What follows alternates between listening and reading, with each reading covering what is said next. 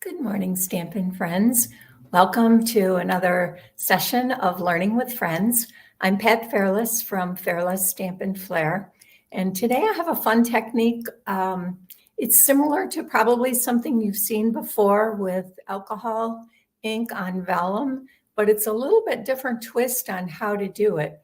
And in the past, how I've done it is kind of scribble on the vellum and then use a water painter filled with alcohol. Not the drinking kind, but the isopropyl alcohol. And then you kind of push it around. Today we're just going to spritz. So it seems a lot easier. I loved how my items turned out that I made. So let's go ahead and turn the camera down and get started. So the first thing we're going to do is we're going to take some basic white cardstock. I'm going to use a punch. So I have this in a strip, so it's easy for me to punch. I also have a piece of adhesive sheet and a piece of vellum.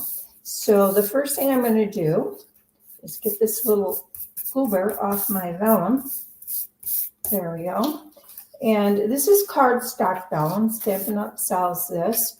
I got a little streak on here, but I think it'll be okay because we're just going to punch anyway. And who knows, maybe it'll add to the design. So the most difficult part of this is getting these adhesive sheets apart. And I should have brought my take my pick tool, but of course I didn't. So I'm going to try to grab my scissors here. I thought I had cut this so I could peel it back easily. This is always the hard part I have with adhesive sheets, is getting the adhesive started to get it off. But we'll work at this a minute. I should have started this before I started the video, right? So be patient. This is, like I said, this is the hardest part. All right, so here we go. We got it off now. And you kind of got to be a little bit careful when you pull this apart because sometimes the adhesive wants to pull off the sheet, I noticed. At least mine does.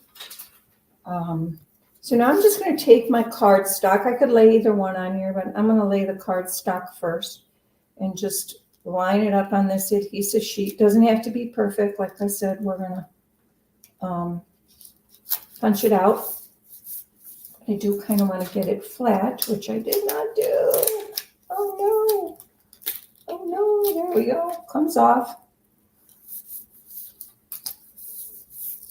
All right, I do think this is the most difficult part, is making this little sandwich with your cardstock. And I got this off a little bit, so I'm just going to trim this here. So I don't have this all this adhesive on my protective backing.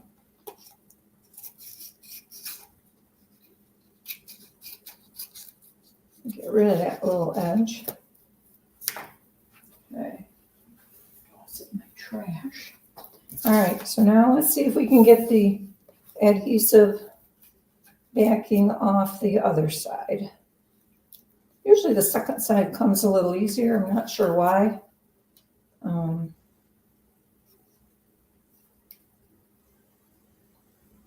I know I thought about putting the sandwich together before I got a little bubble down here. Let's try it there. Maybe that'll work better. Yep.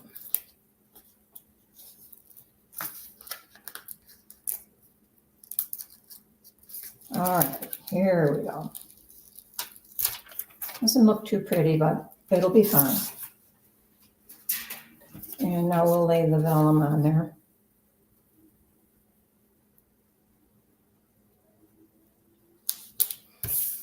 And when you make this layer, it just needs to be big enough for whatever images you're going to die cut. So basically what we need is, like I said, we need the vellum sheet of cardstock, we need an adhesive sheet to hold them together, and we need some basic white cardstock. So now with the vellum side up, I am just going to take some Stampin' Blends, and I've just picked out 4 different colors here. I have dark granny apple green, dark pretty peacock, dark berry burst, and dark daffodil delight.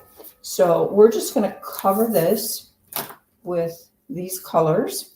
I'm going to just use the brush end, and we're going to kind of put just blocks of color on here.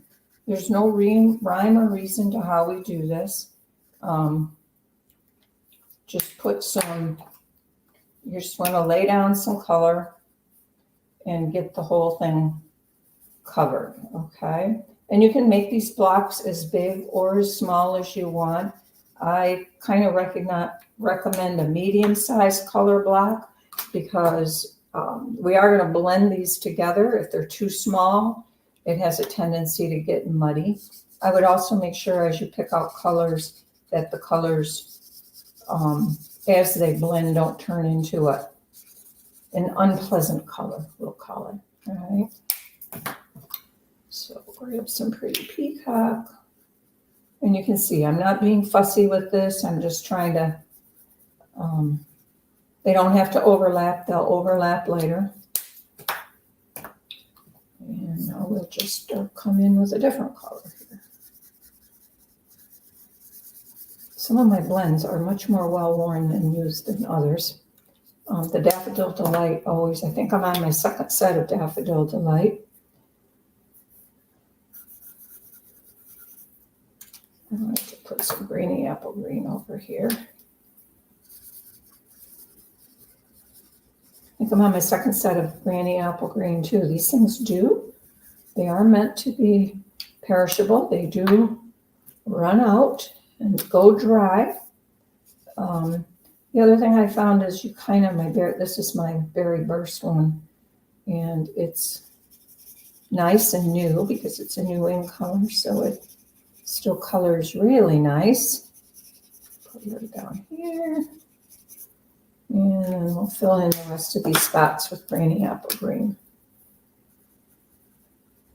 I also found, like when you're doing this, use the brush end and kind of go on the side of it. I try to minimize using the tip unless I'm trying to do a very small space because those brush tips can tend to, they tend to, I don't know, I wouldn't call them wear out, but they get kind of mushy and they don't color as nicely anymore.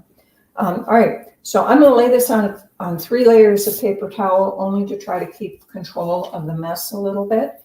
We are now going to take our Stampin' Spritzer. I have this one with this little piece of washi tape around here to mark that it's filled with isopropyl alcohol. And we are just going to spritz this. And depending on the amount of alcohol you put on here, it's going to control how much you blend. You do want to do it fairly liberally. And I like to spritz until I see it kind of beating up a little bit and enough on there when I spray at an angle, you can see it has started to move. And I think I have enough. And the next step is to take your heat tool and we're just going to blow this alcohol around. And that's how we get it to blend. So let me heat this up a little bit. And we will then start blowing. You can blow at an angle. The camera doesn't always work well. Or you can blow down straighter, however you want it to move. You can see it will.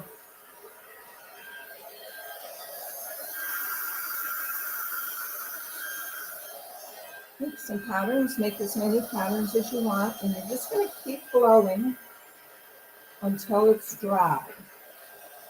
If you don't want it overrunning anymore, just blow it to the edge. We're not going to use the edges anyway. And you can see here that over on this edge over here, it's gotten, all the colors have come together and it got pretty muddy looking. It's just kind of brown. And we are about dry. So I'm just going to, all right, that step is done. Now, sometimes I like to dab the edges just a bit on my paper towel because there still may be a little on the paper towel. And I got adhesive sheet on my fingernail, which is driving me crazy because it's sticking to everything. I touch the paper towel and my fingernail sticks. All right, so let me bring this up here, and can you see how that has blown around and made these really pretty patterns? Isn't that cool? And how easy was that? That was really quick and simple. And like I said, the hardest, most difficult part is getting that backing off from your adhesive sheet sometimes. So I'm now going to use this punch. It's called the Country Bouquet punch. And I am going to punch out several hearts from this. Oh, got a piece of scrap in there from before. And we can just kind of pick it, and I'll bring it up a little bit closer and pick an area where we kind of like the pattern within the heart. I like to try to get as many as I can out of my little Technique piece. Now, if I knew, and if you get a full leaf, save the leaf because you can use that for something else. Oh, this is going to be a pretty one. Check this one out. Isn't that pretty? For my card, I need at least 5. If I get spares, that's great. Or you can always just make another sheet to get some more. We can turn it around and come in a little bit different direction if we want. I try to figure out how to maximize getting the most out of it. And some of the maximization comes by paying attention to where your leaves are positioned. Here's a nice bright yellow one. Maybe I'd like some bright up here on the top. Yeah, I like that. That's pretty. You do have to squeeze a little bit hard with your punch because you're going through 3 layers. You're going through your cardstock, your vellum, and your adhesive sheet, which all adds a little extra effort. Oh, what do I want here? I've got 4. I really only need 1 more for my card. Do I want mostly blue? Do I want over here where I've got a little bit more interest? This is the fun part. I think I'm going to come over here where I get a little bit of each. I like that. That one's pretty. Okay.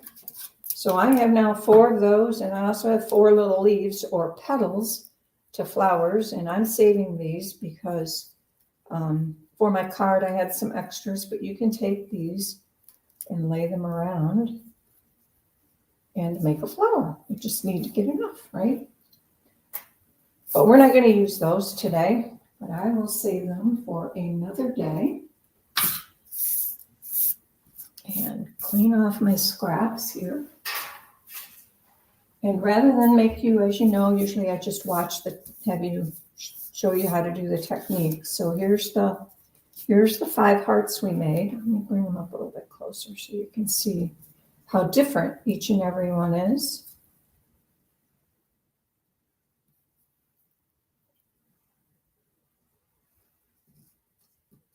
And one last one. Aren't they pretty? So unique. Everyone is different, right? So that's kind of fun. So let me show you the card that I made with this. This card has lots of shine and sparkle. The piece behind it is from the holographic specialty paper, and there's one sheet in there that has a variation from Berry Burst to Starry Sky. So I used the Berry Burst part of the sheet, but here's my finished card. Lots of color and shine.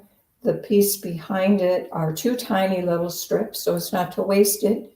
I just used enough, and that is the silver holographic behind there.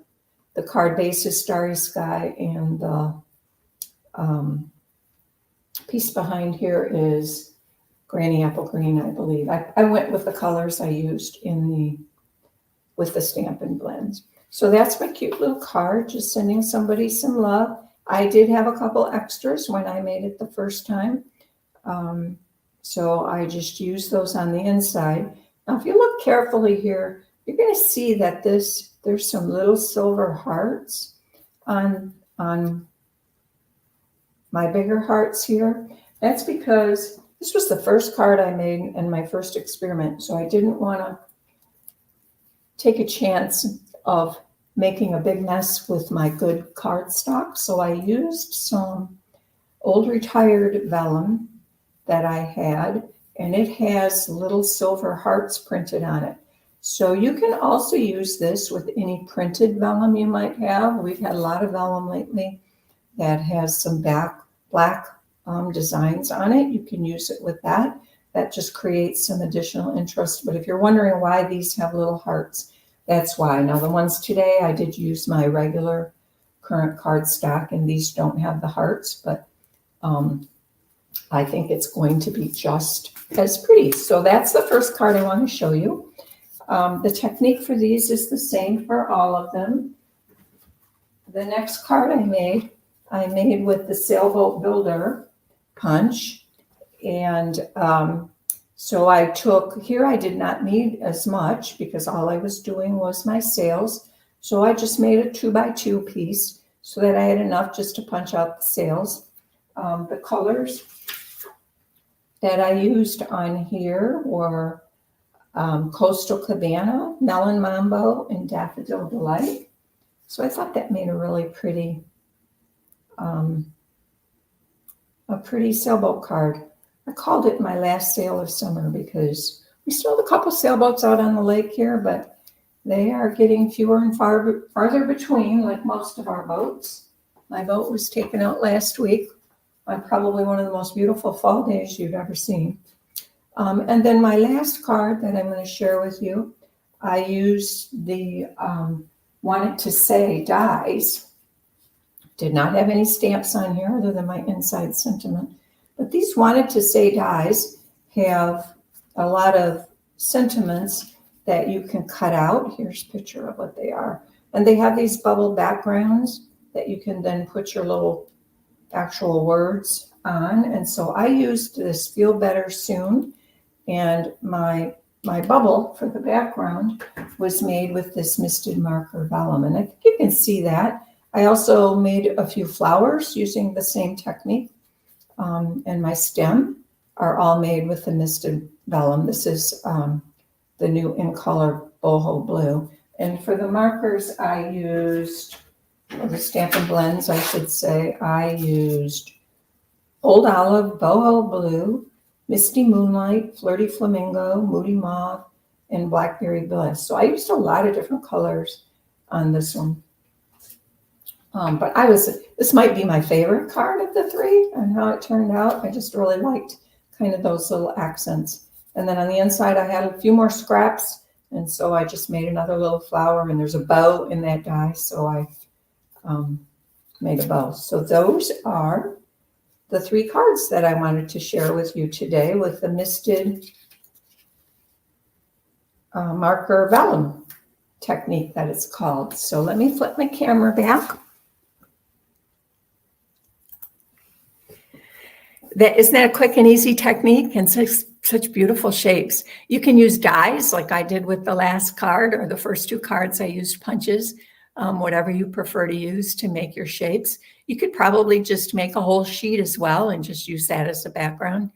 But I like the fact that you can just make a smaller piece and then punch it out into whatever shape you want as a little accent. So I hope you liked that. If you did, will you give me a thumbs up? I hope you learned something new that maybe you haven't seen, or a little bit different way to use the vellum and alcohol ink products. And I will be back next Tuesday with something else. I don't know what it's going to be yet. So we'll figure that out between now and next week. So have a great one, my friends, and we will see you soon. Bye-bye.